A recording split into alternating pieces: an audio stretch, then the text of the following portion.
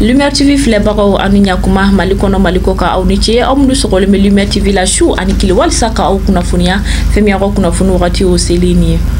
Bi tarata juillet kalo tile 23 san 2024 commission min sigilen don ka bɛn ni keleya sariya sigi malidenw ni ɲɔgɔn cɛ o ye ɲɔgɔn ye dɔ kɛ CCB kɔnɔna na bi o ɲɔgɔn ye kɛra fɛn min ye parti politiques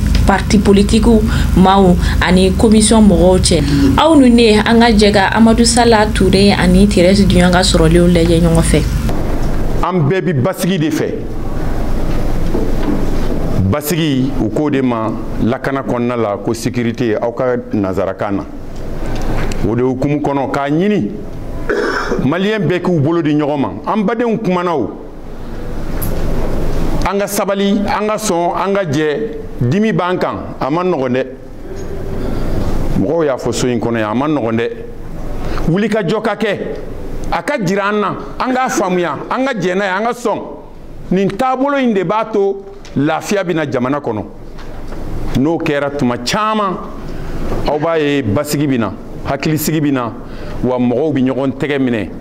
i n'a fɔ a ɲin'an fɛ cogo min an ka ɲɔgɔn tɛgɛ minɛ ka ɲɔgɔn sen bila n'o kɛra jamana in bi taa ɲɛ. A ka d'an ye an ka sigi an ka kuma sariya ka kɛ baara ka kɛ an ka se ka hakilina dɔw sɔrɔ min b'a to jamana bɛ suma. Mais on fait un be gɛlɛya min na bi anw bara Bankas Koro Dumanza n yɛrɛ ka dugu n'o ye Kurukanda ye maaw bɛ da ka kan tigɛ k'an bɛ fɛ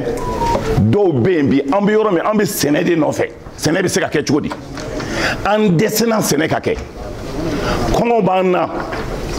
bi an bɛ yɔrɔ min gɛlɛya bɛ yen o kɔnɔna na subagaya jumɛn de bɛna kɛ an ka se ka sigi ka kuma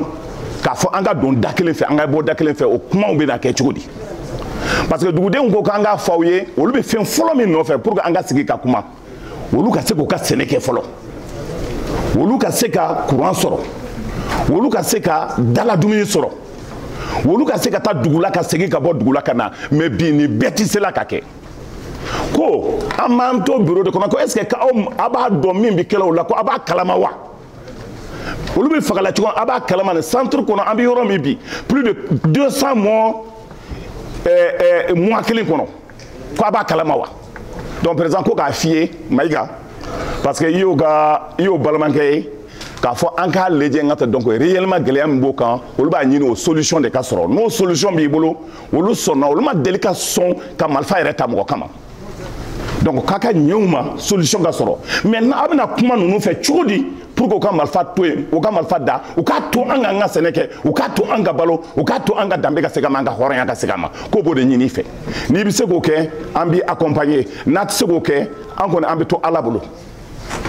Parti politique ta kɔfɛ commission mɔgɔw ni syndicat mɔgɔw ye ɲɔgɔn ye tuguni tilengan in na CCB kɔnɔna na aw ni ne halisa an ka jɛ ka Amadou Sala Touré ani Thérèse Dion ka sɔrɔlenw lajɛ ɲɔgɔn fɛ. On a wele kan de lamɛn commission de rédaction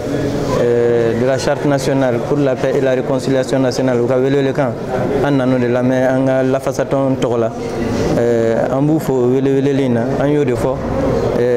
an ka wulikajɔ jamana ye syndicat a ma daminɛ bi la depuis indépendance kuma an ka yɛrɛma hɔrɔnya kɛlɛ an de kun b'a ɲɛfɛ syndicat minnu kun b'a ɲɛfɛ politique mɔgɔw kun t'a ɲɛfɛ mun misali la syndicalisme minnu tubabu ye minnu don prison na minnu sara an ka yɛrɛma hɔrɔnya kɛlɛ nɔfɛ syndicalisme sara la minnu kun bɛ kaso la o politique mɔgɔ kun tɛ kaso la o politique mɔgɔ ma sa la dans la lutte an ka wulikajɔ pour la démocratie o fana kɛlɛ la ni syndicat nɔ bɔ a la kun tɛ na lawaleya yɛrɛ peut-être donc an jɔyɔrɔ far'o fana na baarakɛlaw ka wulikajɔ bonyanna pour que démocratie ka na donc n'a fɔra fasojɔ ni syndicaliste welela la a bɛ wele kun bɔ donc an jɔyɔrɔ an b'o fa ni Ala sɔnna pour que jamana in ka taga ɲɛ. Hali sisan aw ni ne an ka Ala deli an ka ba Maliba ye Ala ka bɛn ani keleya sigi an ka jamana kɔnɔna na o la nin bɛ dan kɛ an ka bi kunnafoniw na aw ni ce aw ka kulomajɔ la wa aw k'an bɛn wagati wɛrɛ.